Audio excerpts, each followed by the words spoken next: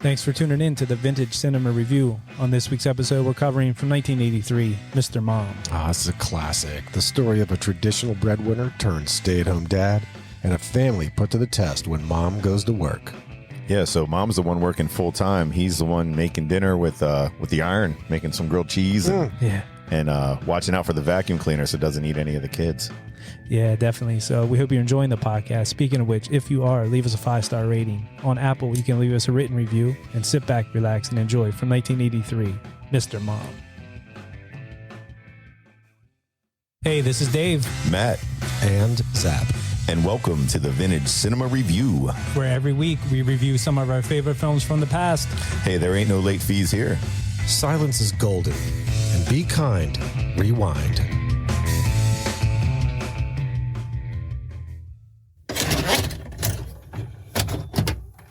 What you throwing in there today, Dave? This is actually Zap's pick. Ooh, what do you got there, Zap? Oh, one of my, I don't want to say a favorite per se, but it certainly does give me a smile and a great sense of nostalgia. Maybe I would call it a favorite, but that would open the swath up to so many big numbers. Anyway, today, Mr. Mom. So this was a Zap pick? This wasn't on the, was this on the write-in It might have been. or? It might have been on the list, actually, Okay. come to think of it. And if it weren't, it should have been. Yeah, it should have That's been. right. Yeah, so Mr. Mom, this is one that I remember too from back in the day. I really enjoyed it. It's been a while though. Rated PG. Release date on this, July 22nd, 1983, with a running time of 91 minutes. Directed by Stan Dragati and screenplay by John Hughes. That's a name we know. Hell yeah. Produced by Lynn Loring, Lauren Schuler, and Aaron Spelling. Another name we know. Another name That's we know. from, Yeah, from Tori Spelling's dad. Yeah, 90210, right? Yeah. What else did he do? Melrose Place, maybe, or one of Probably. those? One of all those, yeah, He made a lot of money. Sure did. Yeah. for sure. That guy knows how to make the monies. Budget on this one, $5 million. Box office, $64.8 million. Not bad. Yeah, that's big money. That's a hella return. Good job, Mr. Mom. So filming dates on this from January 17th to February 19th in 1983, and it was filmed, parts of it in California and other parts of Michigan, Detroit area. Detroit City. Yeah. John Hughes he likes to do Chicago Does. Chicago area. So that's pretty much all I have for that fun stuff. I'll turn it over to Zap for the cast. Yeah. All right. The cast of Mr. Mom includes, but is not limited to, Michael Keaton as Mr. Mom. What? I'm Mr. Mom. I'm Mr. Mom. Oh, got it. I got it. Yes. As Jack Butler, Terry Garr as Caroline Butler, Frederick Kohler as Alex Butler, Taliesin Jaffe as Kenny Butler, Martin Mull as Ron Richardson, Jeffrey Tambor as Jinx Latham, Christopher Lloyd as Larry, Tom Leopold as Stan, Graham Jarvis as Howard Humphreys, Ann Gillian as Joan, Carolyn Seymour as Eve, Miriam Flynn as Annette, Patty Deutsch as the Deli Girl, and good old Edie McClurg as the checkout lady. And she was in what, Ferris Vacation? Bueller? Like Vacation? Was she in that? So Edie Ferris McClurg Bueller. was the secretary from the school in Ferris Bueller's Day Oh, Off. that girl. Okay. However, okay. the one from Christmas Vacation was Miriam Flynn. That was Cousin Eddie's wife. Yes, that's who I'm recognizing. Okay. Okay. Edie McClurg was also in Home Alone. Or no. She was in Planes, Trains, and Automobiles Yeah. as the clerk lady. Now That's I can correct. picture her. Yeah, said, The rental car lady. then you're fucked. Yeah, that's her. Okay. I was getting those two confused. She also played Mrs. Poole in Valerie, later known as Valerie's Family. Was Jason Bateman in that? I can't remember. Might have been. I don't know. And Ann Gillian was the lady from It's a Living. Correct. Which will come up. Yeah, they were about those waitresses or whatever. I just remember it used to be on TV when we were young. Well, Zap sent a text about that, and it immediately unlocked that memory because I forgot totally about that show. Dude, yeah. But when we were texting, and Dude, so Life's she was not the French Riviera. so she was like that. I think she was only in the first or maybe second season because that show definitely went on without yeah, her. I don't think that's like a 5-6 seasoner, is it? Oh, it might be. Really? Yeah. Wow. I mean, it's a show that just writes itself. It's a bunch of wait staff and a loungeman piano player named Sonny, at this skyscraper, the top floor of a big building's restaurant. They had the disgruntled chef guy. He was making like those funny faces. It was I don't know. It was like Mel's Diner, but up in a skyscraper. Upscale. Yep. Sweet. So I guess that's it for that fun stuff. We'll turn it over to Matt for a brief synopsis. A brief synopsis of Mr. Mom. Jack Butler, Michael Keaton, is an engineer who works with his friends at an automobile factory in the Detroit suburbs. When he's laid off during the 1980s recession, he and his wife, Caroline, played by Terry Garr, switch roles. Caroline finds a job in advertising, and Jack becomes the primary caregiver of their 3 children, Alex, Kenny, and Megan. Jack struggles to navigate the unfamiliar role of homemaker, but eventually realizes that Caroline does more than he imagined while he was away at work. From 1983. Mr. Mom. Nice. It's nice. That's a nice little synopsis. Yeah, yeah. Okay, good podcast. Thanks for having us. Right. Thank you. Really, this was fun, but we've got to run. So I love this movie. I do. I really do. So it's actually thanks to my wife that I have such a high regard for this movie. She's just, whenever it's on, like for as long as I've known her, she'll watch it over and over and over. So of course, I'll sit around, I'll pop in and watch it. And it just becomes it just becomes a mainstay. The nostalgia alone for me in this movie is worth it every time. This is one that I really liked watching being older. I really didn't remember much of it as a kid or much of it even. I know it was pop on TV every so often, but I never sat down to actually watch the whole movie. And it was one that it was a good pick. I liked watching it. It just brought a lot of thoughts of when, I had my kids and stuff like that. Because my wife works. And I think they're saying Mr. Mom is not even really a term anymore because most wives do work. This is a movie that I definitely remember as a kid watching. This was around the time that I probably, E.T. I saw at the theater. So E.T., like I said, was one of my earlier memories. But Mr. Mom, the iconic scenes, like the bathroom, like him holding the baby up over the hair dryer or the hand dryer and those things, all those things I remember even before I watched the movie. But yeah, like you said, watching it now as an adult gives you different perspectives. So definitely enjoyed it. It really does. All right. Shall we go in? Let's do it. All right. Let's do this. Let's dive deep. All right. Our story opens in bustling Detroit, setting the stage for Jack Butler, a dedicated automotive engineer at Ford Motor Company. Arriving at work after his morning carpool, Jack finds some of the workers on the assembly line concerned over potential cutbacks. His confidence and comfort in his employ are quickly disrupted when he and his engineering coworkers are the ones to fall victim to the looming layoffs. This moment sets an unknown future in motion for Jack and captures the initial sense of loss and confusion about one's place in the world. I mean, you guys ever lose a job? I'm not saying a high school shit, but later in career, this is a devastating blow, man. Yeah, and with the auto industry, it just seems like that was always going on in Detroit. Yeah. With the auto industry and stuff.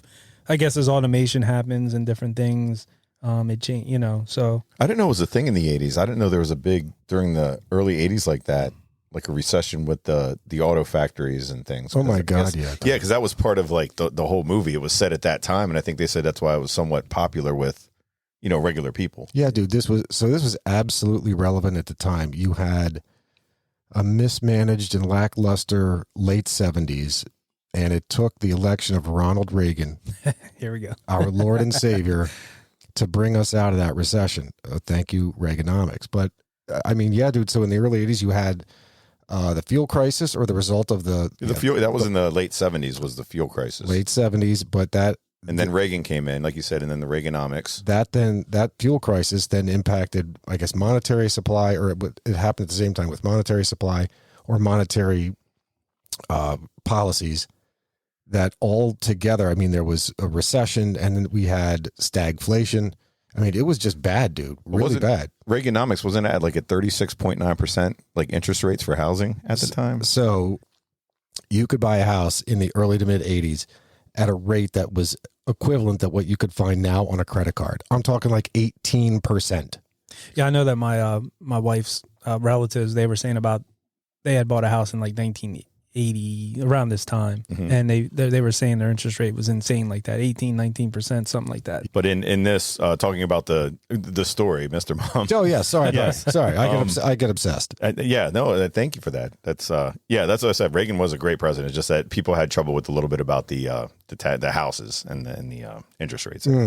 But be it what it may, I like the part where because Jack Butler is what is he, a manager or whatever at the auto factory? He's an engineer. Yeah. So he's trying to get in with like the guys working on the floor. Remember, he's like, because they're in Detroit, he's talking about the lines. He's like, man, I'm worried about like in the unemployment lines. Right. Some things never change. I mean, you still talk about that at work. That was pretty good. Yeah. When a guy with the tie starts coming down and talking to like people on the floor, you're all like, oh man. He wants to get down with it. Yes. He wants to get local. That's one thing you can bond with, I think, anybody on, no matter what level of in a company, what level of employment you're in, is football. Guys usually seem to bond around that, or sports in general, and it always comes up in conversation. But I don't think he saw Rocky. They were talking about that. Yeah. But I like too in the beginning the smooth jazz track that was playing in the beginning. Oh, the opening song? Yeah, the music. Dude, as soon as I heard that opening song, I thought, dude, this sounds like a soap opera. This sounds like a soap opera song. Yeah, it sounded like actually my wife. She's like, is that song? I forget now what song she said. Was it like a Kenny G type style, like that? There was I don't even know what it was. Yeah, it was cool though. It definitely set the tone. Mm-hmm. And then also in the very beginning, they show like him getting her getting the kids up for school, and there's one of those race car beds in the kids' room. I remember those things. Oh yeah, that was all. Like I remember wanting one of those in the worst way. I never had one of those. In the worst way, I wanted one of those. I didn't have one of those either. Do we know? I don't think I know anybody that had one of those. I didn't. Nick Swartzen had one in Grandma's Boy. Which, yeah, but he was like 30 something. Yeah. The thing is, it's so easy to make. It's just plywood. Yeah, it's really just plywood. You're just making a cutout, a box, and then painting it and painting it. Yeah. Yeah, that was even one of like, what is that, like a router? What are those things called? It goes, we can shape it and then two sides. And I don't think I'd be able to do that. I mean, especially back in the 80s. I know my dad wasn't doing that. But no, they had a factory do that for him. Though. Yeah, that was the 80s, but still, it was still. Yeah, like that in Grandma's Boy, he had one, Nick Swartzen, and he goes, he's like you said, in his 30s, and he tells his friends to keep it down. Like, keep it down, you're going to wake up my roommates. It's his parents. He's living at home. But, and then also there was the wife, Michael Keaton's wife says to him, the shower's ready. I never heard that before. Like, what's that mean? I think she probably got out of the shower. She has it running for him. Yeah. Just so he can jump in. You notice that he walked right in, he walked right in with his pajama pants on. Into the shower? And into the shower. And it was all steamy and hot in there. So she set up like a sauna for him. Maybe they got it like preheated and ready to go for him. He explained that. I guess he said, I got like an hour's sleep last night. Because he's saying because of the kids and, it's thoughtful though. It is. It's like, instead of your wife drawing you a bath, she just turns the shower on, but it gets all hot and steamy in there. Gets the shower ready. Yeah, I just thought that was an odd thing to say. I don't know. I just never heard that before. Do people bathe anymore? Is that even a thing? Like and Epsom salt. That type of stuff. I was going to say, yeah. I think I drew you a nice bath, honey. I think chicks do that for like some kind of a level of relaxation. Mm-hmm. Every once in a blue moon, though. It's not like a regular, you know what I mean? No, you're not using that as your daily clean. Yeah, you don't want that layer of filth just hanging there on top. Filth. Well, I tell you, being in our late 40s, I don't know about you guys, but if I do anything, exert myself in a different way, my back's sore. And I've been known to... My neck and my back. Yeah, right? To take a hot bath, you know what I mean? Just sit in there and relax. But I'm about to get like one of those things that you just open up the bathtub so I can just walk in. Yeah, right. So I don't have to step in the danger. It's like bath fitter or something. Yeah, I got to call some bath fitter, man. You get to a certain age, you don't even need a bath anymore. You know what I mean? Just sponge bath. Yeah, that's gross. All right, is it? I don't know, man. I'll take it. Yeah, right. True. If somebody else is like, if you're like in the hospital or something. So I got to ask, because there's two schools of thought on this, since we're talking about a shower, bath and shower. So there are some people who will turn on the shower, turn on the water on the tub, pull the stopper, and then the shower comes on, and then they get in after the shower's going. There are other people who will step into the shower before it's even turned on. That's crazy. And then get the blast of the shower, hitting them all at once. Yeah, but you don't have the adjustment. Yeah, I'm a pre. Yeah, I like the pre. You're the pre guy. Yeah, the warm up. Okay. Mm-hmm. I like a good warm up before the shower. Because sometimes you turn it on, you get that cold at first. Mm-hmm. Yeah. Talk about shower. Do you guys wash your feet? I was reading a thing on this.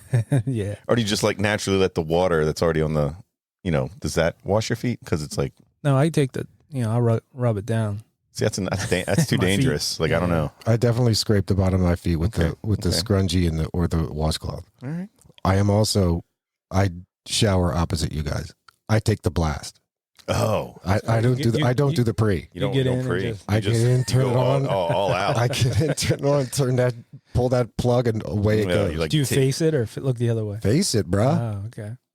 How am I going to pull that backwards? That's some twisted ass shit. Well, I mean, turn on to turn around. You know what I mean? Let it hit your back. Because you get like a 5 second. All Well, right. see, no, that's the thing when you have it running already. You know it's kind of warm. You feel it a little bit. Then you walk in you usually walk in and face the back of the. Yeah, shower. I'll let it hit the back. Oh, I can't say real quick anymore. But Dude, say all you want. no, we went to the Parade of Homes, like, and the showers you could fit. It's like a country club shower. Oh, nice. It's like Yeah. the size of the old dirty basement. So for Half those of of those out It's there, insane. for those of you out here who are not familiar with the Parade of Homes, in central Pennsylvania, every year, varying builders get together and they showcase their recent builds just in time for essentially moving season, right? Mhm. So you're doing this now at the end of the summer, at the beginning of school. You want to get the people all hyped on what's going to happen. Also, houses don't shift that well over the winter, so it's like, look, let's sell these Johns. Let's be done. Let's go. So across the area, varying builders, varying developments will showcase their best of the best.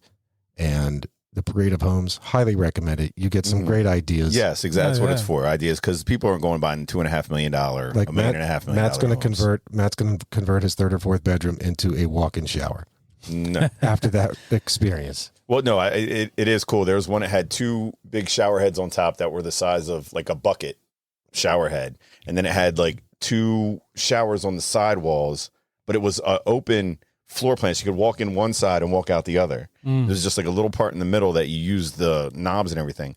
But it had like a part that would go like up and down so you could stand there and it would shower. Like you would stand there and it Like a car wash or Yeah, like a something? car wash on both. It was insane. That's a bit much. We should do a review of Car Wash. Oh, that's a good flick. movie. Yeah. Not the remake, the OG. Yeah, the OG original. one. All right. Just like the original Mr. Mom, the movie. Is there a remake? No, I'm just saying. We were talking about Mr. Mom, Yeah. the movie. shit. Somewhere in there. Somewhere here. All right. So anyway, back to Mr. Mom. All right. With obvious concern for their family's financial future, Caroline, Jack's wife, considers re-entering the workforce. I'll bet you 100 to 1 I get a job first, says Jack. A swift flash forward reveals that Jack lost that bet as Caroline lands a new opportunity in, of all places, the advertising sector, a traditionally male-dominated industry. With Caroline off to work, we see the beginnings of a significant shift in their household dynamic. Caroline is now the one who receives the traditional kiss goodbye in the morning, and Jack receives his first honey-do list. Yeah, little role reversal there. Yeah, so that when he's dropping the kids off at school, you were talking about the Ford Motor Company, and they showed out like a close up of the car window, like the side window, and I totally forgot about that. Get it together, the little sticker, get it together with the seatbelt, Yeah, and that was on like all of those cars back in the I day. do remember that. I do Yeah. remember that. So as soon as I saw that, I'm like, oh yeah, I remember those on all the cars back in the day. That was like a LTD wagon or something he was driving. Likely. Yeah. What made me laugh about this part was the pickup lines at school. I didn't know they were that messed up in the 80s as they are now. today. Things don't change. Yeah, it never changes. Like anytime you wait to go somewhere, or even at the school, like my kids, you wait like on the road to even try to make the right to get in, to make another right to get in the line to pick up your kids. But then you're like avoiding buses, and then people are like cutting in front. It's insane. It was the same way in the 1980s. Yeah, I don't know. I wish more kids would just ride the bus. It'd be easier. You know what I mean? Yeah, when did car riders become a thing? I I was don't never know. a car rider. I would walk. Were you a car rider? Is that? What? The only time I was a car rider was once you got your car. Yeah, once I got my license. Once you got your license, that's when I stopped riding a bus. Yeah, and I turned into like a bus.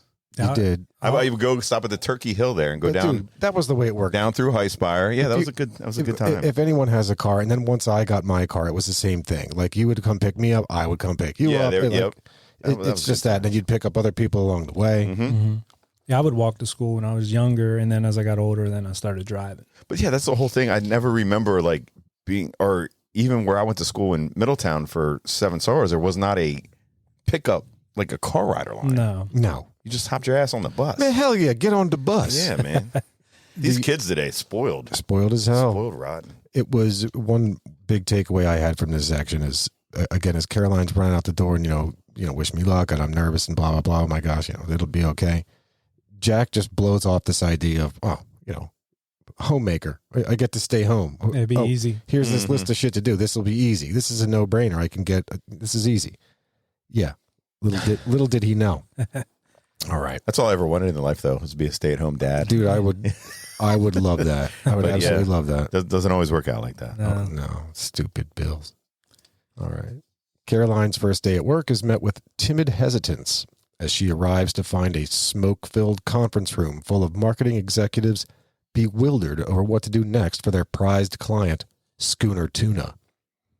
Will her experience as a homemaker prove to be a benefit for a tuna company losing market share? Meanwhile, Jack confronts his new reality with reluctant obliviousness as his first day at home encapsulates a myriad of mishaps. From failing to follow proper drop-off etiquette at his son's grade school, to all sorts of hijinks at the grocery store, to bathing his 2 boys that night and neglecting to remove their socks and slippers, Jack has a lot to learn. Fortunately for him, while he was at the grocery store earlier that day, he'd run into Joan, a divorcee and a local friend of the family who seems more than happy to help. Oh, she's so happy. Yeah, she's too happy. So a lot to unpack in this segment. Yeah, so we talked briefly about the drop-off at the thing. Mm-hmm. Dad, you're doing it wrong. Yeah. You're doing it wrong. Yeah, and the lady, you're doing it wrong. You enter Jack. from the north in the morning, enter from the north. At pickup, enter from the south. Mm-hmm. Let's see. Oh, the grocery store was hilarious. Hilarious. That was. Oh, like the kid switcheroo and The kid switcheroo, the lady at the deli counter going through every possible ham, every possible cheese, every possible everything. she even like mentioned blue, Gouda. Cottage. Yeah, you're like, what cottage? What do you scoop? Who goes to the deli to get a scoop of cottage cheese? Is that even Carnes? Does Carnes have that, or Foxes? Maybe I don't think so. Foxes Market. That conference room too. The smoke. Loved it. That was probably just how it was in the 80s. I can promise you that's exactly how it was. And then they had Domino's, KFC, like all this food out, on the table. Everybody's smoking. Well, I mentioned that too. Yeah, all the smoke everywhere. McDonald's, great. They had like McDonald's on there. I mean, that just kind of went hand in hand back in the day. Like coffee, cigarettes, coffee, and cigarettes. business. That's exactly how it should be done. Well, I think in the 80s they were kind of getting away from the scotch and whiskey in the meeting rooms From the 60s and 70s. Yeah, like the Mad Men type era. Yeah. But they were still smoking. Smoke if you got them, man. I wonder if that production was better, like smoking, like thinking. Sure. You know what I mean? You don't have the nicotine heads like me getting all antsy in the pantsy and scratching their arms, needing their fix, thinking about how long it's going to be until they could get out of the building. Especially in an ad agency, like if you're smoking, You had to smoke. It just seems like you come up like an idea would sound cooler with Yeah. a cigarette. You know what I mean? Just like I sound visualizing cooler. it. Yeah. No, I don't. But you know what I'm saying? If you're pitching an idea, but you got a cigarette hanging out your mouth, it almost seems visually like it's a better idea. It is. Look here. And then you flick the ash. Yeah, you flick the ash after you like make a point. Right. Yeah, that'd be cool. But yeah, that scene there, I had to laugh at that. I'm sure depending on the money in the company, I'm sure if you want to smoke sometimes, Oh, yeah. wherever, depending on who they are. It'll probably come think back that's right. around. Yeah. I wonder. Like everything.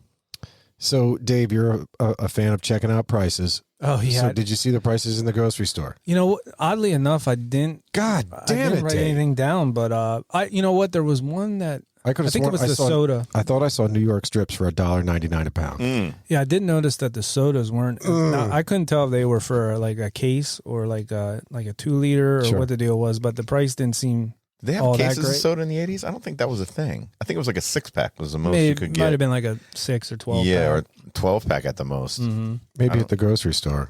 Yeah.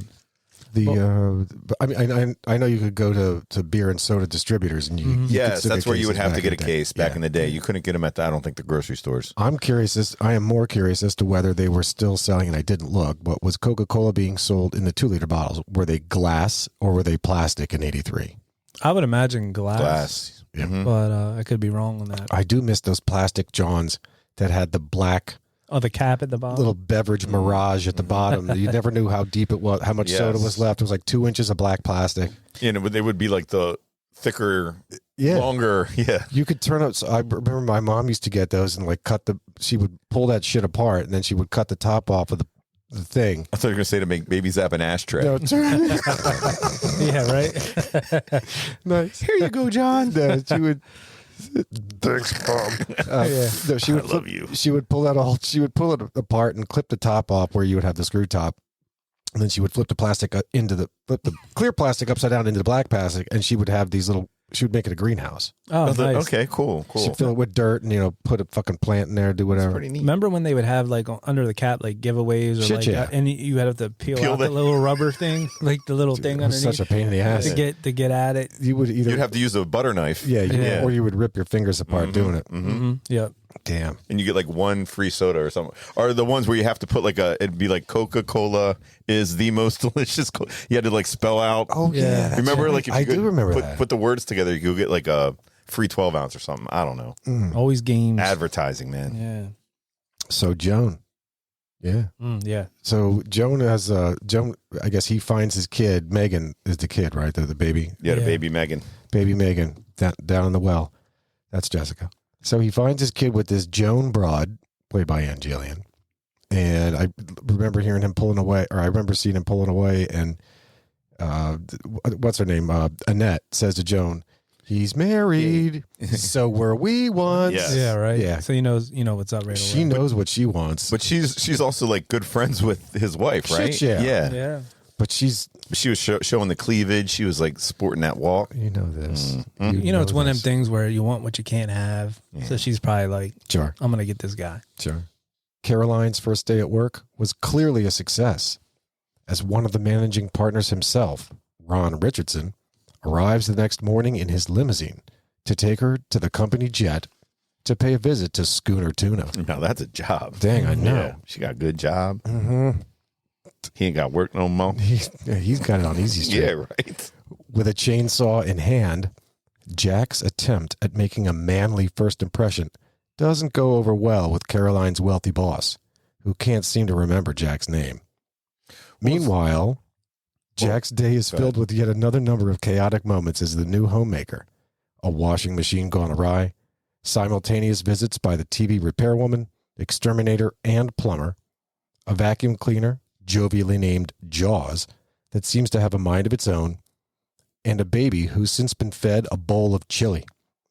Similar to the day before, Caroline once again returns home much later than anticipated. One wonders if this is simply the result of the demands of her new job, or is it her boss keeping her late for his own devious plans? What are you saying? She's out gallivanting. She's Yeah. gallivanting. Something's going She's on. stopping at the bar on the way home. I know that trick. Do you remember Martin Mull? I guess they said him and Michael Keaton were sitting around at that part where he comes in with the chainsaw and stuff. He's like, "Yeah, I'm gonna do some electrical work and stuff in here." Yeah. And he goes, "What are you, 220 in there?" And he's like, 220, 221, whatever it takes. Whatever it takes. Yeah. But I guess they say it's a big term used with contractors and stuff Yes. today to see Dude, if they know what people are talking about, All like of the when they time. act like it, All of the time. They 100% that's all the time. which is a cool line. Indeed. What was with the chain? Like, do you guys have a chainsaw? Either of you? Yes. Okay, because in every '80s movie, everybody was a chainsaw. Sure. Even in was a Christmas Vacation. Yeah, Yeah, a lot of trees in the 80s. So I guess so. Yeah, there were mature developments back then. I live in a mature development. There are trees all over the place. big ass trees. And I'll stuff. also go just cut trees down. I'll help friends of mine cut trees down. Yeah, I know they said for that chainsaw, there was some trick they did to. So it's the bar lock. Yeah, they kept the chain from moving. That's or whatever. right. It Yeah. basically puts the thing in, for lack of a better word, neutral, that the engine proper won't engage the pulley system that runs the chain. I hate that in all 80s movies, even some 90s movies where they do stuff with the chainsaw. Like even a Christmas Vacation, remember, like cuts Yeah, the that's thing. what I was saying, Yeah, but yeah. like the chain's not even moving. He's like, Right. You're like, come on, stop it. Yeah. Stop it with the chainsaw. Stop it. You're just faking it. Enough. Nice chainsaw. Oh, so I guess babies aren't supposed to eat chili? I don't know. I don't have kids. Not at that age. Yeah, Not that wouldn't be young. good for the belly. Be a lot of pooping. I know things changed a lot, obviously, from the time like we were born and babies to like when I had kids, and Matt can maybe vouch for it. But like when my kids were born, all of a sudden, like they can't have this, they can't have that, like allergies, and you got to wait till this, they hit this age to feed them certain things. Or to this age, you got to sleep on their side, or to this age, they have to, you can't eat. I know honey's one of the things. You can't it's have like honey, you got to wait. Like I talked to my mom, like I remember when my son was first born and I was telling her these rules. She's like, oh, I gave you that, whenever. Yeah, man. It's like, never really, back then you didn't care. Shit, man. I had a bottle of milk and I washed it down with a cigarette afterwards. Yeah, exactly. Well, no, that's what you look at, like, look at all of the moms. The pictures of like our uncles and aunts and our parent, like with us or holding us. They got a cigarette in one hand, beer like in the a other. bottle of beer in the other. Yeah. And that was just how it was. That's what's up. And we're still here. Those were the good old, and you know what? We're stronger for it. Yes, we are. Yep. The next day, with a slight glimmer of hope, Jack visits a job placement agency, but soon learns that there are no jobs available anywhere in the vicinity. When the weekend arrives, the Butler family attends the annual field day on the grounds of Ron Richardson's estate. After being provoked to participate, Jack takes one for the team by intentionally losing a madcap marathon and allowing Ron Richardson to win. Time marches on, and the next thing you know, Jack is now sporting a beard and remains unemployed. And despite his misgivings about it early on, he's now glued to watching his daily soap opera, The Young and the Restless. Now, I don't know about you guys. I've never got into soap. I've never really had. I mean, not that I'm home usually at that time, but there was a time, my first job out of high school, when I was working at a pizza shop. Yep. General Hospital would be on in the afternoon. You guys and let it everybody, run. and everybody would be there watching it like every day. They'd put it on and they'd be like, "Oh, this is going on, that's going on," and I'm trying to get into it. I just couldn't get into it. Yeah. But I know people like they would get addicted to these soap operas and like totally get tied up in the drama and all that. I think they're looking for more of the housewife type. But these were dudes. These were dudes I was working with that were like into it. So I grew up watching Days of Our Lives. My mom was a stay-at-home mom until I was in school, like full-time. So basically after kindergarten, right? So from first grade on, my mom went back to work. Mm-hmm. And I remember growing up watching Days of Our Lives. Hell, I learned about the birds and the bees watching Days of Our Lives. Yeah. Yeah, I would, dude. We didn't get to that part in the movie, but I remember he's like living it in his head. Yeah. Yeah. So not even that though, but like I enjoyed that show so much growing up. And I mean, as a little kid, so that days off or whatever, I would watch Days of Our Lives. I broke away from it for a while, like, high school, even grade school. At some point, I just broke away from it. Mm-hmm. But then in my first year of college, after high school that summer and then into college, I was dating this broad who, as chance would have it, loved Days of Our Lives. Yeah. So I got right back into it. Dude, I'm telling you, 1 week of watching it and I was already caught up on the show. Yeah. I just couldn't get into it. I don't know. Right. I just those guys loved it. They would talk about the one guy, Sonny. Oh, this is going on with him and this and that and the storylines. And I'm like, no, it's not for me. Put MTV back on. I found it. Right. I found it interesting with the role reversal that, Michael Keaton is going through in this, that Jack Butler is going through when he's sitting at that temp agency or that job agency. With the recipes. With the recipes. Yeah. He's like, you get 2 pounds of ground round, lean and mean. You saute it in some butter. Well, I'm sorry. Could you use margarine with that? Yeah, because I prefer butter, but I guess you could. Zach was saying it. Yeah, made me get, because like these guys are in the same situation. Like we've been doing is like cooking, cleaning. We're just homemakers right now because there's no jobs. Ain't no job. Got no car. Ain't got no job. You're fucked. Yeah, dude, these guys were fucked though, man. It was tough times, man. Unemployment was awful. Everything was bad, man. It was really bad. But with Jack, like his wife is on a job where she's getting a limo and private jets. Like she was definitely making a shit ton more, because remember she also mentioned her raise. Yeah. Mm-hmm. He's like, oh, raise? I didn't know that. But look, so she's making a shit ton of money. He don't really have to do much. He's a couple years away from like Tecmo Bowl and all that shit coming out, like Nintendo. Just imagine your wife was working and you had that. The NES came out and you could I'm looking at one right now, and I would just stay home all day and play video games. Like Jack got the golden ticket, man. He's really trying too hard right now. He did. Yeah. He really did. If my wife would share her money with me, I would quit working. Alas, she won't. Wait, people share money? But no, I just hope they would. But no, not in the real world.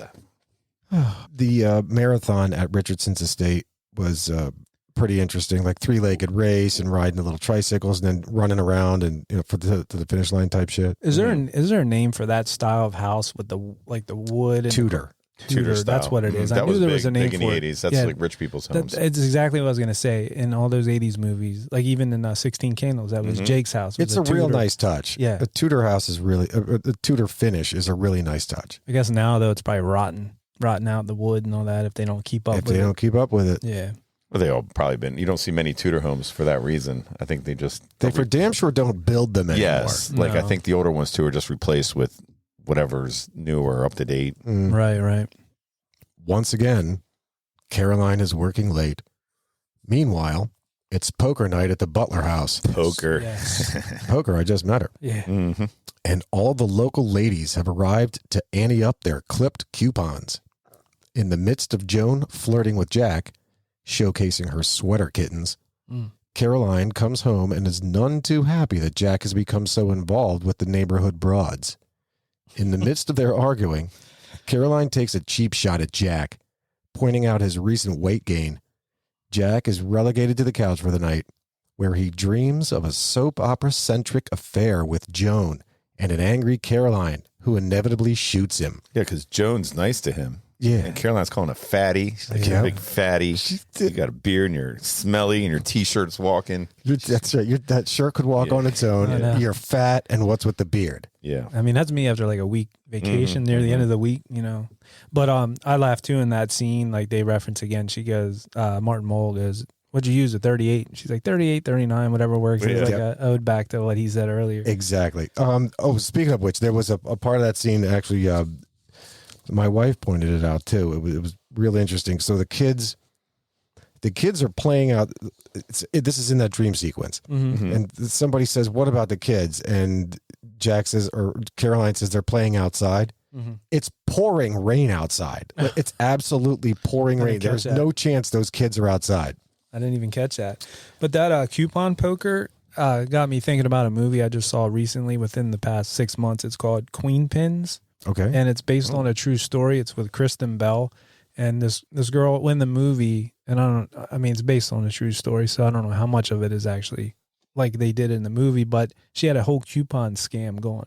And she figured it out because I think it was like one of her friends, she got like a bogus product, like something, and they were like, well, just call the company or like send them an email and they'll probably give you a coupon for a free, replacement or whatever. I think it was like laundry detergent. Sure. And she got it. Sure enough, they sent her a thing for like 2 free things. And she's like, oh, it's that easy. So she started scamming all these companies and complaining and getting these coupons for free stuff. Oh. Well, that snowballed into her finding out who prints the coupons. Jesus Christ. And she got in on like this illegal thing and they were printing these illegal coupons. And it was like a whole scam going on. Illegal coupon? I never even heard of such madness. They were doing it all via like a PayPal account or Venmo account, one of those types. And there was like millions of dollars moving into these accounts. And they were like, whoa, this is growing way too fast. And Jesus Christ. It was a really cool movie, but the coupons got me thinking about that. Speaking of coupons, I got 2 now. There was this one woman with whom I used to work. She was a coupon freak. Like she would love getting the Sunday paper, and she would, methodically go through the Rite Aid circular, the CVS circular, the grocery store, all of them. You guys say coupons, correct? Or is it coupon? It's either. Coupon. This is central Pennsylvania. It's like Crick or Creek. Yeah, coupon I think is central PA. Coupon. So she would clip the coupons or coupons. She would look at everything she could possibly do with these bonus points for Rite Aid or CVS, like get all of this free shit like all of the time, dude. It was like she was obsessed with this shit. It was like a show like called that, wasn't it? Like Extreme Couponing, yes, yeah. Or there was a whole show about that shit. Yeah, there was. This is like a couple seasons of that. And then like Giant, you can get like a triple coupon. They like triple up. No, so I'm sure you can get. There's people I know that they just go stock up on shit because it's free. Sure, and they'll have like shelves like I got down here full of toilet paper or whatever. Yeah, but a little fun fact on that scene was I think John Hughes actually did that. Coupon poker thing with a group of wives or whatever. So that was actually something from his life. Really? Yeah, a little fun fact there. That's interesting. I'd never heard of that or thought of that until this show. Or, I'm sorry, until this movie. But not for nothing, Joan had a couple of banger coupons. One of them specifically $2 off a Domino's pizza. Yeah, that's a How good much one. was a Domino's pizza in 1983? I can't imagine much because now you get them for like $5. Correct. The deals. Yeah, so it's like $1. Yeah. $3 is now $1. I remember back when I played poker in high school, I was happy if I could get Hardee's breakfast in the morning. Hell Like yeah. After playing all night, just if I made like $2, I'm good to go. Yeah. We'd play Guts. That's right. Guts. Guts. I remember Actually, yeah, Guts with great fondness. Would play till like 3, 4 in the morning. Shit, yeah. sometimes. It'd be early Yeah. in the morning and Yeah. I'd just go for breakfast. Sun's coming up. Yep. Yeah. And then go home and crash. Dude, Joan was just giving it away at the poker table. Oh yeah, she was Yeah. showing a lot of the cleavage again. That was her secret weapon. She leans over to Jack with the hand like right above her chest. She's, are these any good? He's a strong-willed man. He is, man. He's in love. He's loves his wife. Indeed. Indeed. I'd say I think us three would be the same. Of course. You know what I mean? Most good men are like that. But see, Just saying. the women see us and they know that we have this podcast. Right. So they try their chicanery they want what they can't Yes. have. I'm constantly in that situation with now. their evil cleavage moves. You're right. Cleavage moves. Yeah. Tell me again how many downloads? Yeah. The next day, I heard a commercial in your podcast. The next day, Jack's had enough of laziness and self-pity. He shaves his beard and begins to take pride in his work as a homemaker.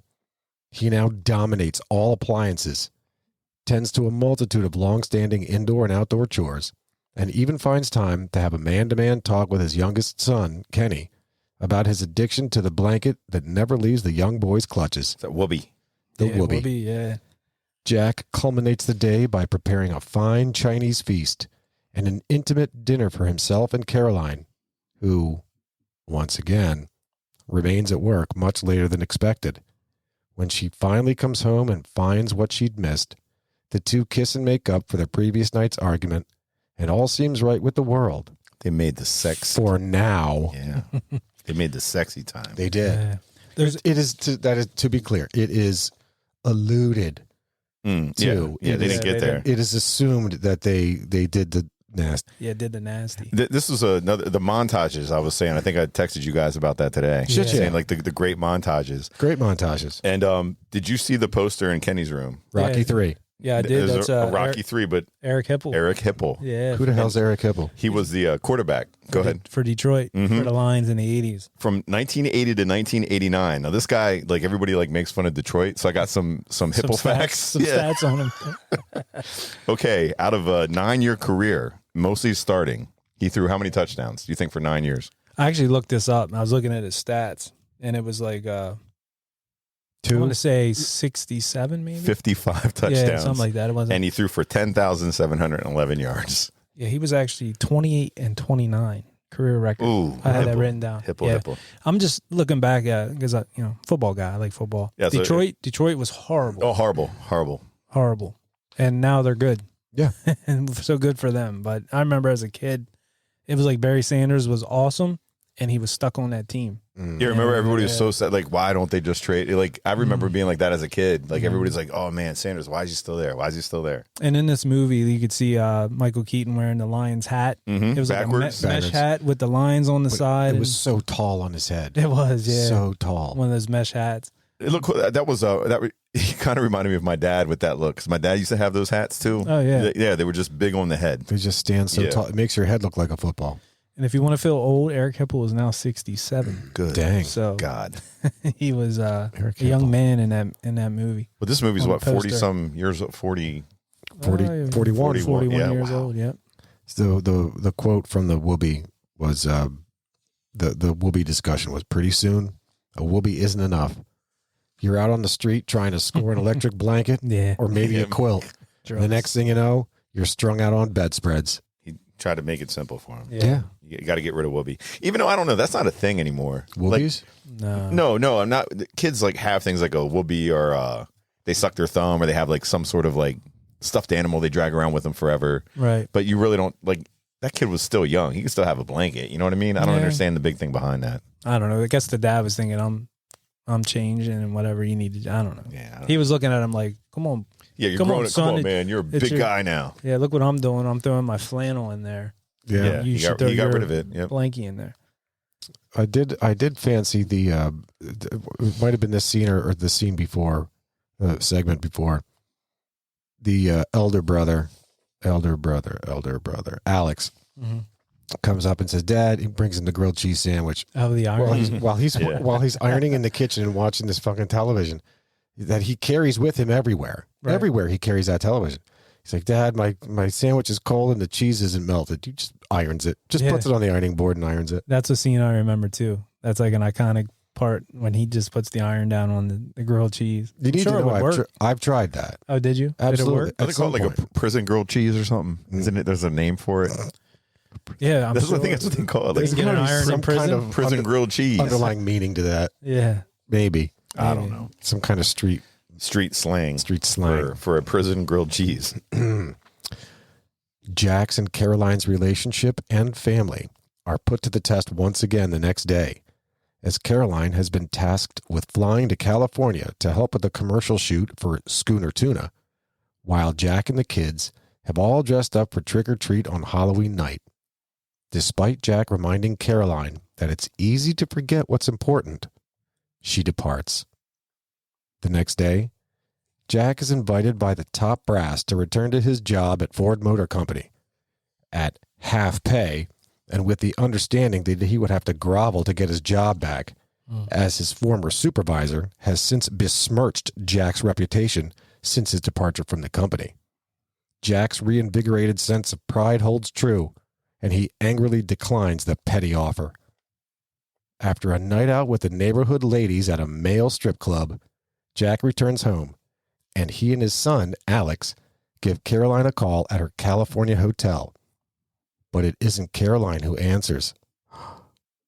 It's Ron. The kid called. Who tells Jack that Caroline can't come to the phone because she's in the tub. Rub-a-dub-dub. Dang. What would you do in that situation? What would be your first instinct? Call my attorney. Call your attorney.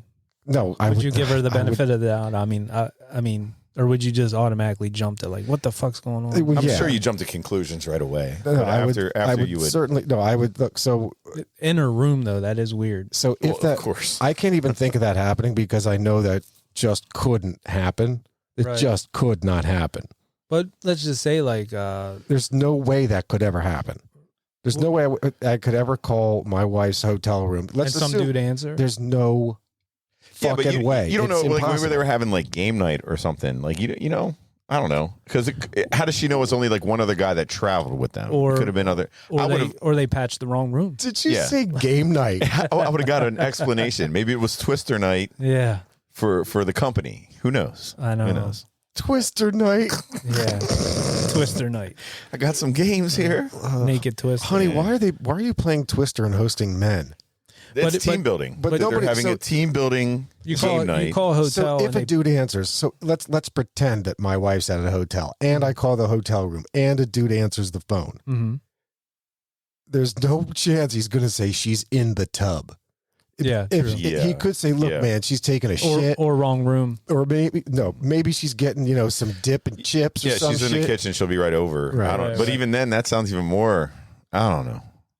Yeah, I was thinking about that. Like, I just say, "Oh hell no, who's that bitch?" But what if a lady answered? Then that's cool. Yeah, I mean, no big deal. They're lesing out. But no, they're not lesing out. No, I guess he already had some suspicions up to this point. So yeah, because the guy got his own jet. Yeah, and he feels a little bit threatened because of the job and all that. Of course, he feels threatened. Yeah. I loved when he pulled up to Ron's house and he was like, "Oh, this came from his great grandfather, Commander blah blah blah, the Civil War Navy or whatever the hell." Jack says, "Oh, so it's a hand-me-down, generational wealth." Yeah, and he did one of those things. I think all couples out there have some sort of code or password when you're like in an uncomfortable situation or at like where you would want to try to leave early, like Aunt Tilda or something. Yeah, he's like Aunt isn't Aunt whatever dying or something. Oh yeah, and the kid's like, "No, Dad." Yeah, just something like he was there for 5 minutes. He was ready to go. That reminds me of a meme that I actually shared online a couple years ago. I thought it was pretty funny. It was like, when I was younger, I used to sneak out of my house to go to parties. Now I sneak out of parties to go to my house. Yeah. Because like as you get older, you just don't want to be at a party or wherever you're at. Give it the old Irish goodbye. That's right. The Irish exit. Yep. Not for nothing. Good for Caroline for punching Ron right in the face, right in the nose. Kiss her. Right. I mean, yeah. Did you see Joan at the strip club there? She is hot to trot, man. Dude, Yeah. she was shaking that booty. She just got right up and right in the, right all on it. She did get up. She get down on it. Mm-hmm. And then Jack was like, Get down on it. yeah, Yeah, dude, the way she ran up to that Yeah, stage and was just shaking that ass when she was Yeah. moving her way up there. She didn't skip a beat. She did not. She was running for that junk. She's in her element. I don't frequent many male or female strip clubs. Right. No. But at the female strip club, if you would get up to go on stage, you would be tackled by a very large man. 100%. Yeah. So I don't know. Maybe that's more free at the old male strip. At the male strip club? Yeah. I don't know. That was funny, though. Yeah. I hope to never find out. There's no way you're ever seeing me in a goddamn male strip club. Do they even have those? Yeah, that's not even a thing. Do they even have those? I don't even know where you would go for that. I mean, I remember there used to be Chippendales. Yeah, the Chippendales Rescue we Rangers. talked about that Yeah, with Chippendales. with Ron Perlman. Mhm. Right. But I don't know. man, And I remember who was that from Saturday Night Live? It was remember what's his Chris Farley. Chris Farley did the Chippendales Oh my with God, the yeah. guy from Dirty Dancing. Like I said, we could start. Hilarious. Patrick Swayze. Yep. Like It was I a good one. Like I said, we could start a whole company like for strippers like us called Chip and Dips. Yeah. Hell yeah. You like get on stage, take your shirt off, start like dipping, eating like wings. But chicks dig that now. You know what I mean? Yeah, the dad bod. Dad It's bod in. stuff. It's in. Please. We keep telling ourselves that. Okay. So yeah, Joan likes to party.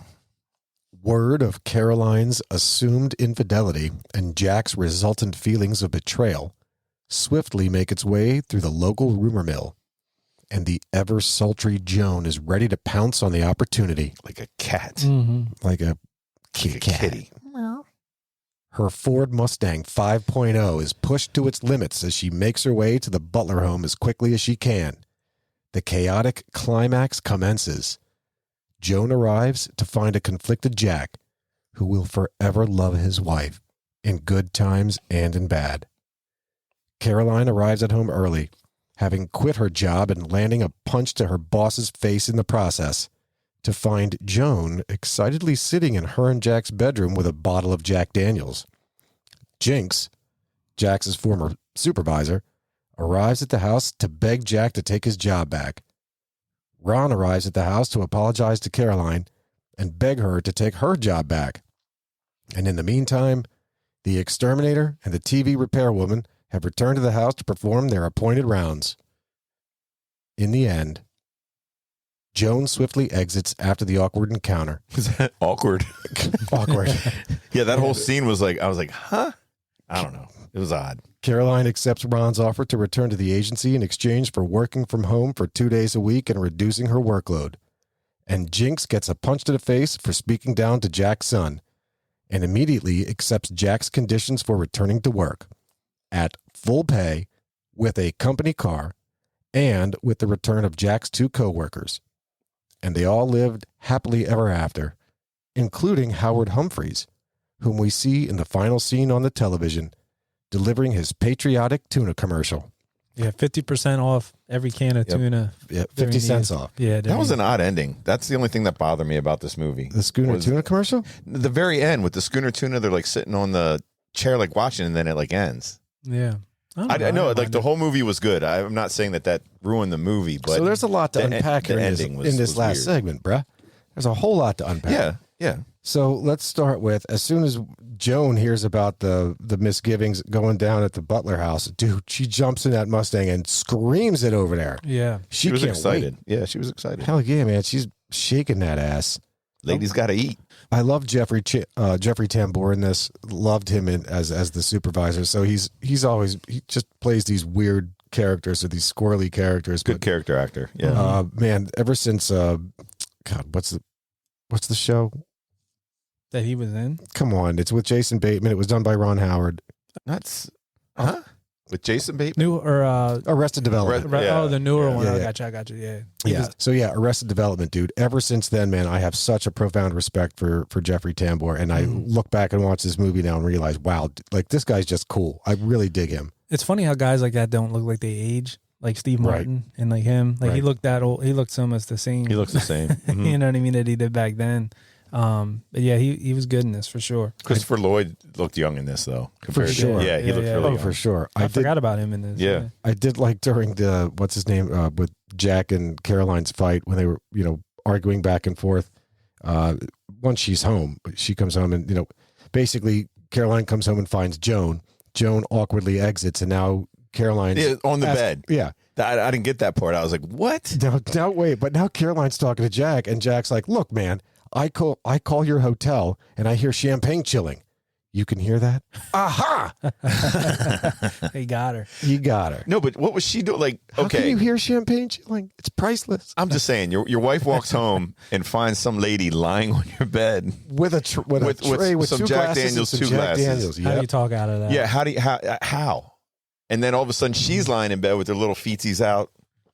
Yeah, I don't know. I didn't get that part. The old Dennis Rodman, she fell out of the ceiling. You know what I mean? Well, no, he came out of the bathroom. So he came out of the bathroom after going through excuses A to Z why he's not. Yeah, going why to he's not something. going to go in there and Did she hear that? pound it out. Yeah. Maybe. So Okay. what did who hear that? Caroline? His wife. No, yeah. 'cause So he walks out of the bathroom and Because he it was all says, steamy in there. "He says, look, Joan, I'm not doing anything." And he says to Carol, "Oh, Caroline." Yeah. Yeah. And she says, "Now that we got the names right, why was Joan in my room?" Right. Yeah, there was almost as much But there's steam still in that no bathroom. explanation. I don't know. Yeah. Almost as much steam in that bathroom as smoke in the boardroom. Yes. And he was in there, so she could have easily been back in the background. Could have been. And it didn't see her. Could have been. There's a lot of hijinks in these 80s movies. There are Yeah. hijinks, especially with a guy named Jinx. Mm-hmm. Yeah. Fun facts. It's about that time. It is about that time. Did anyone notice that the TV repair lady, that she incorporated basically the tried and true? So everybody knew to blow, somehow, some way, it passed through the coconut internet back in the day to blow on an NES cartridge. Yes, to get it. Yeah. To try to get that to work in your NES. The TV repair woman just slaps the side or slaps the top of Like the TV Fonzie or to get it to fix, Yeah. to get to stop, shaking all over the place. Right. But everybody did that. Everybody banged on a television. Yeah, and you True. don't. That's a job that you don't. There's not very many TV repair people anymore Not because anymore. nobody repairs them. You just No. buy a new one Buy a new because one. they're so cheap. So I got here that Michael Keaton turned down Splash from 1983 Yes. to star in this film. That Making went to was it Tom Hanks. yeah Tom Hanks. He's I that- didn't know he turned down Splash for this. yes. Yeah, I know that Ron Howard turned down this for Splash. Splash. Yeah, but Ron I guess Howard turned down directing this to direct Splash. Yeah, this was his first time as top billing. And yeah, do you have any who coulda wouldas? I do. Okay. So it is interesting, first, that you mentioned the thing on Michael Keaton. So fun fact, he got this role and was apparently offered the part for Splash thanks to his film debut, Night Shift, in 1982. Yep. So the coulda, woulda, shouldas. Let's see. Oh, Ron Richardson could have been Burt Reynolds. Yeah, I did see that. So he was going to be offered, but it went Martin to Martin Mull. Jack Butler could have been Robin Williams, John Goodman, or George Siegel. I have some different names here too. Go for I don't know. Wow. Chevy Chase, Michael Douglas, Steve Martin, and John Travolta were considered for the role. So wait a second. Michael Douglas. Of Okay. Jack Butler, yeah. Check this out. Are you serious? That's what it says here, yeah. All right. So, get ready for this one. Michael Keaton's real name is Michael Douglas. Oh. What? He had to change his stage name to Keaton. Douglas. He had to change his stage name to Keaton. So this is just a name he randomly picked out of a phone book. He just opened it to the K's and found Keaton, said, sure, that sounds good. He had to change his stage name to satisfy SAG rules relative to there only being one actor for any given name. That's wild. Yeah. There was a Michael Douglas, obviously the Michael Douglas we know. And then there was a Mike Douglas who was like a game show host. Wonder if he could have did the three names, like Michael Diamond Douglas or something, like do Diamond Phillips. Right. Or if you add like a double name. if you add like a third name, you think that changes it? You know what I'm saying? Maybe. Like, I don't know. Because you see a lot of those three names in Hollywood. Not a lot of them. I honestly think he did it just to, again, number one, he definitely did it to satisfy SAG rules, but if nothing else, he did it so he could make his own name, not to be confused with anybody else. True, yeah. But yeah, dude, his real name, Michael Douglas. That's wild. Yeah. What's even more wild, he's a Pennsylvanian. Yeah, from Pittsburgh. Yeah, right. He was like, he lives 10 minutes, or was born 10 minutes east of Pittsburgh. That's crazy. Matt, what you got? 20th Century Fox, they did a whole promotion thing with aprons for the movie Mr. Mom. For real? Yeah, they were called Mr. Mom aprons, and to help market the film. Wonder if that's got some little fun fact. Also, a little fun fact from what we talked about earlier. There is online. It'll show you how to make a prison grilled cheese with an iron. Nice. And I'd like to see that. It's an actual thing. You can look and you can see. If you look into your phone or your Electronic device. Yes. Yeah, you can find it. Did you find that, Matt, while I was going through the podcast? Yeah, how to make grilled cheese God in damn prison it, with man. iron. I appreciate the attention. Yes, I knew it was called I knew it was called prison grilled cheese. Not that I've ever been to prison. I think you mentioned this earlier, Matt. The film's premise originated from John Hughes sharing a chaotic babysitting story with Lauren Donner, who found it hilarious. And then Hughes wrote and rewrote the script with Donner in L.A. Uh-huh. So I guess it came from an experience he had. And there was also an outrage that Michael Keaton became Batman a few years later when the 89 film for Tim Burton's Batman. Yeah, people didn't like that from the beginning. They're like, because how is Mr. Mom supposed to play? Oh, Batman. Yeah. Mr. Batman. Yeah, the Batman. How is Mr. Mom supposed to be Mr. Wayne? Right. Well, he ended up being in the best Batman ever done. Absolutely. So, fun fact, in the grocery store scene, Prices. not just the prices, beyond the prices, Jack, or in this case Michael Keaton, he's the only male shopper in the entire store. Yeah, I did see that. Yeah. He's the only dude. Everybody else is broads. That's crazy. Yeah, man. It's crazy. There was a made-for-TV movie in 1984 for Mr. Mom, but they said it failed to take off, so it's kind of died out there. So here's some ones for Caroline Butler. Talking about coulda, wouldas. Sure. They had Jane Curtin, Farrah Fawcett, Sally Field, Karen Allen. So I don't know Karen Allen or Jane Curtin. I can't picture them. You would know Jane Curtin, absolutely. So Jane Curtin was in a show most recently called Third Rock from the Sun. Mm-hmm. She was also in Saturday Night Live from way back in the day. Right. I can picture her now. You say that, Third Rock from the Sun. Yep. So this movie is part of a 1980s role reversal comedy trend. Yeah. So there was other movies like this, Baby Boom, 1987. Don't remember that, but I do remember 3 Men and a Baby from 87. Yeah. Mm-hmm. And it was actually Aaron Spelling's third feature. And he made this because he wanted a film that he could take his kids to at that time. He said there was no films that were really for kids, so he wanted to make something. Which would have been Tori Spelling, who's probably, what would you guess, 5 years older than us? Maybe? She's not much older. She's probably like 54, 55. There you go. I would put her in her mid-50s by now. So she was probably like 10, 11 maybe when this came out. What else you guys got? I don't know. Baby Boom. I remember enjoying that movie a great deal. I don't remember it. Yeah. It's the story of this woman who's this great executive, this, high up muckety muck. She ends up leaving her job and she moves out to the country, call it the Northeast, right? Like, New England, and starts getting into she starts making her own applesauce. Mm-hmm. But then she takes this applesauce and she's starting to sell it locally at markets and shit like that, or people start to like it. Then it just blows up. So she ended up leaving this high pressure, atmosphere just to go cool out. But then it's still in her veins to just start this business, and it just grows and grows and grows. Oh wow, yeah, it's quite good. Maybe if I saw a little bit of it, I'm sure I probably have seen it or aware of it, but the name didn't pop with me like I remember. And it all started with her, getting preggers and having this kid. I mean, that's what took her away from leaving. Fuck it, I'm leaving work and I'm going to go raise this kid. But then she gets drawn. It's like Michael Corleone. They draw her right back in. Right back in, yeah. So this was a tough opening weekend for Mr. Mom. So when did this open? July 22nd, I believe, of 83.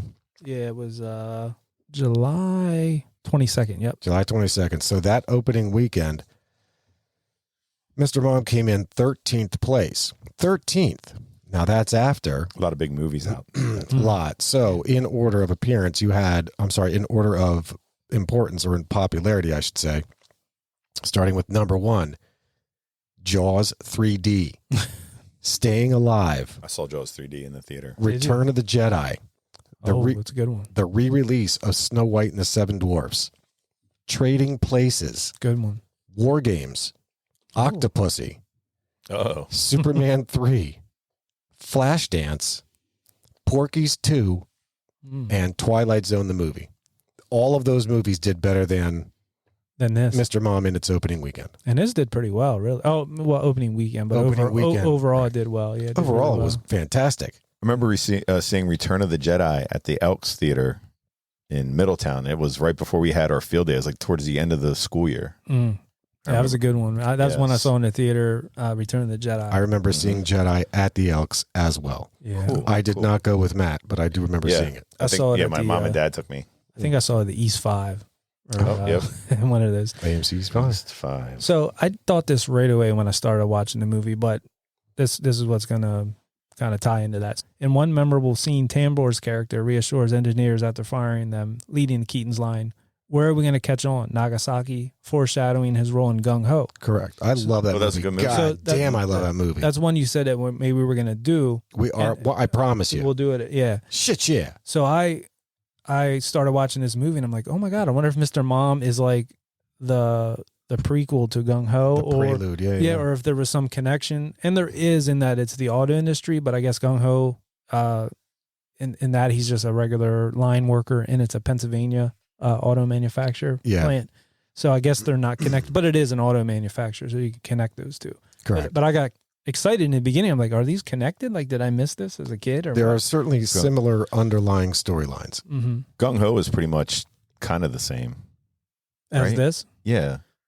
Doing with the auto, not the auto industry. Yeah. The auto industry. I think in that one he goes like to Japan to try to get them to buy his or like to buy them out or Correct. whatever. And so but that's one I remember seeing back in the day. And to keep the plant open and to keep everything going, because there's the whole town, this whole little small town relies on this car plant. Right. Norm is in that. George Wendt. Yep. Yes. Which I didn't know. Jeep. Actually, one of the original Jeep factories was in Pennsylvania.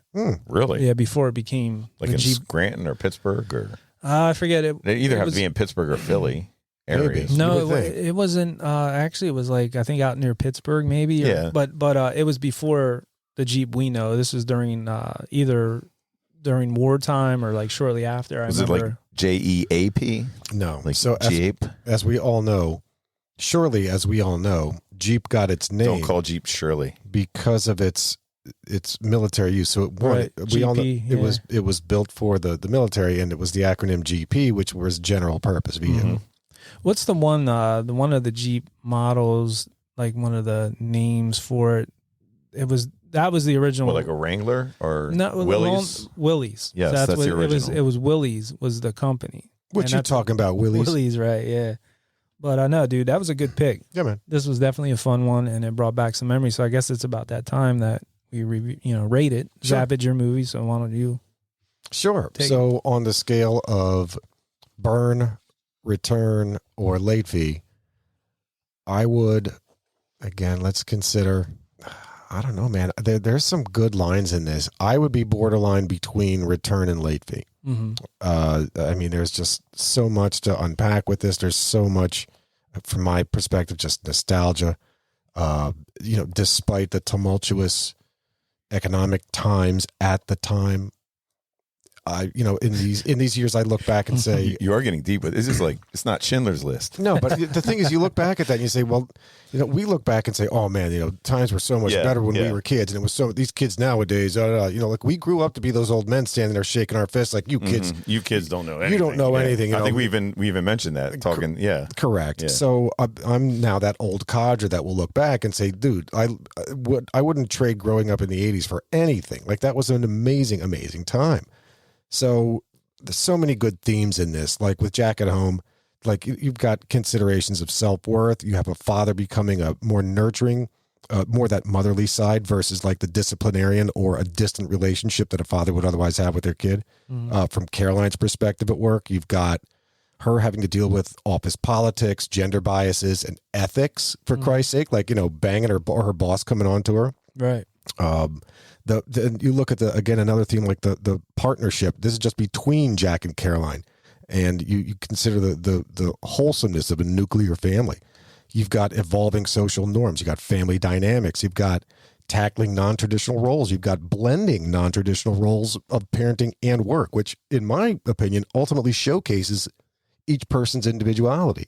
Like, there's, again, so much that's said in this movie and done in this movie. I'm borderline between Return and Late Fee. Late Fee. Yeah. In the middle there. How about you, Matt? The 80s, great time. Actually, something that reminded me of Mr. Mom. The other day, I was watching Monday Night Football. It was late because here in our corner of the world here, it's these great United States, the East Coast. Right. We get a late game. It used to be 9 o'clock. You guys remember that? Yeah. I do. But now it's like 8:15, I think. But anyway, it was later towards the evening, and I was switching around, and I went to Antenna TV, and they had the Johnny Carson show on, which I was like, hey, Mr. Mom probably, watching a little Johnny Carson late at night, up late. And he was doing one of his skits. I still watch that too, man. Do you watch Antenna TV? Shit, yeah. Yeah. But the Johnny Carson show was great. I haven't seen it in forever. But he was doing a skit, and he was making fun of like his cast or his crew, guys that used to work in the crew and stuff like that.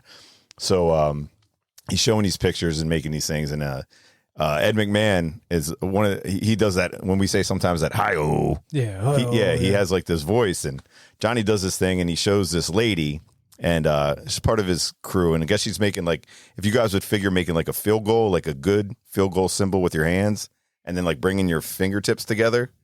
This lady, she had a picture of her, and she was like making this like round thing with her hands, and Like Johnny, a halo or something. like a halo, yeah. And Johnny Carson goes, "This is Jane, and she's showing what it was like to have a date with O.J. Simpson."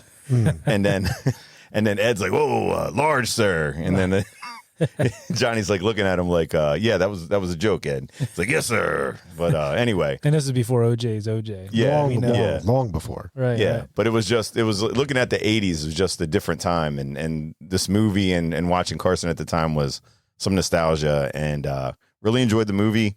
I'd probably try to watch it, like I said, a return or maybe even a late fee on this one at the time in my life right now. So I liked it. Good pick. Yeah, for me, the same. I'm probably going to return it, but I could maybe see late fee in it as well. I mean, I definitely enjoyed it. It was cool to watch it as a 48-year-old. Can definitely relate to a lot of things he was going through, with just being a parent and raising kids and doing chores and doing stuff around the house and Honey-do lists. the honey-do list and like you do laundry or you do this or that, like you get the mixture right, like little things that you don't think about because it's just like kind of like we all kind of pick our own little things that we do, and if you go outside of your comfort zone and do something. But as an 8-year-old or 9-year-old, when I saw this, I wasn't paying attention to that. It's cool to watch this again now, and I definitely enjoyed it. So for me, at best, it'd be a late fee. You know what I mean? Like, at worst, it's a return. Nowhere near a burn. It was definitely a great movie. No. Nice. So definitely enjoyed it. But it's gonna be my pick next week, and I already kind of picked it out. It's going to be Kingpin. Oh. So, yeah, that's one of my favorites, man. And Bill Murray in that. And You should have won an Oscar. There's no edging from Dave. It's right at your face. we're going to tell you right off the bat. No surprises. No surprises. So if you're a Kingpin fan, definitely, even if you're not, tune in. I could watch it right now. Yeah. I mean, I kind of like to let them know what's coming up, and maybe they'll watch it before they listen, and they'll have an idea. But definitely check that out. And definitely check out Mr. Mom if you haven't seen it in a while or if you haven't seen it at all. I know people have told me that when we review movies sometimes it spurs them to go, I got to watch that again. So that's definitely you need to give this a watch. Yep. So you guys got anything else? I got nothing. Nope. So I guess that's it for now. So we'll catch you where? On the flip side. If we don't see you sooner, we'll see you later. Peace. Thanks for listening to The Vintage Cinema Review in the Old Dirty Basement. If you dig our theme music like we do, check out the Tsunami Experiment. Find them on Facebook. Their music is streaming on Spotify and Apple, and where great music is available. You can find us at Old Dirty Basement on Facebook and Instagram, and at Old Dirty Basement Podcast on TikTok. Peace. We Audi 5000.